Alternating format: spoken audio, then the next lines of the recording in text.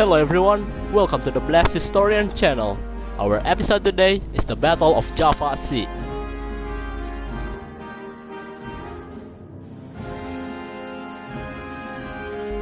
On 7 December 1941, the Imperial Japanese began their offensive on the Pacific by bombing the Pearl Harbor.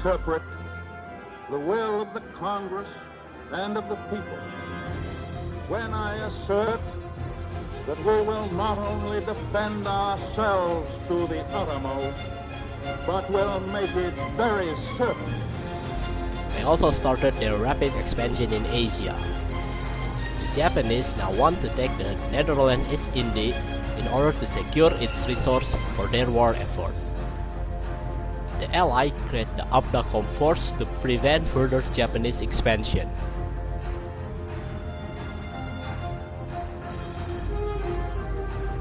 The Japanese tried to invade the island of Java, so they sent their transport ships.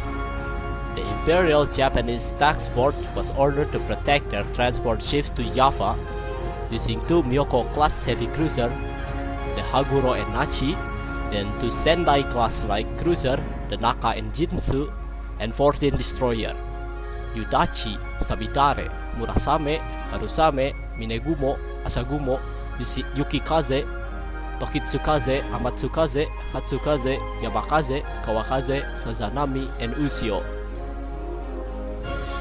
This task force was commanded by Rear Admiral Takeo Takagi. On the other side, the ABDACOM Fleet tried to prevent the Japanese expansion.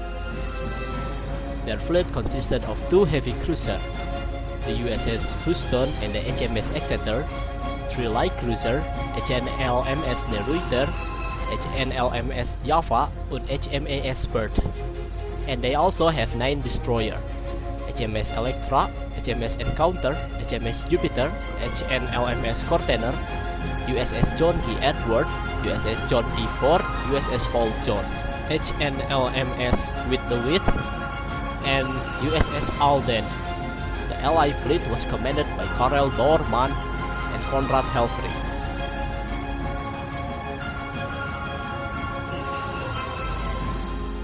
The Allied and the Japanese fleet spotted each other at 4 p.m. The Jinsu fired her 5.5-inch main battery at the Electra, then Haguro and Nachi shot their 8-inch main guns. The Electra fired back, but both sides was firing at long range, so both attack was ineffective. Norman tried to move closer so his light cruiser could shoot its gun, and he tried to avoid Japanese crossing the T formation. Crossing the T is a formation where which a line of warship crosses in front of a line of the enemy ships. This formation allowed the crossing line to bring all their guns to bear while receiving fire from only the forward guns of the enemy.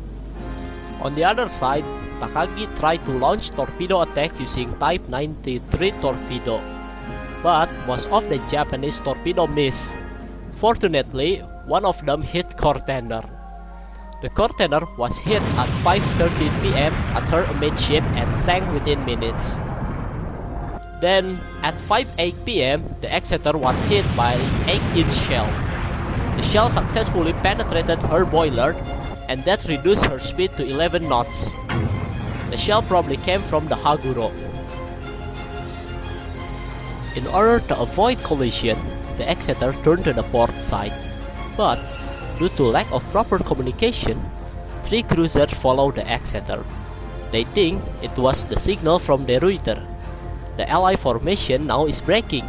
The Reuter keep moving forward to the Japanese fleet. Norman now realized that his fleet was disintegrated, so he turned the Reuter around to reorganize the fleet. At 5:25 p.m., Norman regained control and he led the Exeter and 4 US Navy destroyers to northeast. But he was spotted by Takagi float planes. Then Takagi ordered massive torpedo attack. He launched 98 torpedoes, but none of them hit the target. Then the HMS Encounter hit the Jinsu and made her ablaze. After that, HMS Encounter exchanged fire with the Minegumo. The Electra successfully hit the Asagumo engine from 5,000 yards and temporarily immobilized her. But Asagumo still have firing capability and she's still firing at the Electra. Then the Electra bridge was hit and followed by her boiler. After that, the Electra was dead in the water and finished by the Minegumo. The situation was terrible for the Allies. They cannot break line of sight from the Japanese fleet because they are constantly spotted by Takagi float plane. Then, Dorman ordered Exeter to return to Surabaya and she escorted by With the Wit. During night time, Dorman tried to attack the Japanese transport. He ordered 4 US Navy destroyers to attack, but he cancelled the attack order. Instead, he ordered the destroyers to lay smoke screen.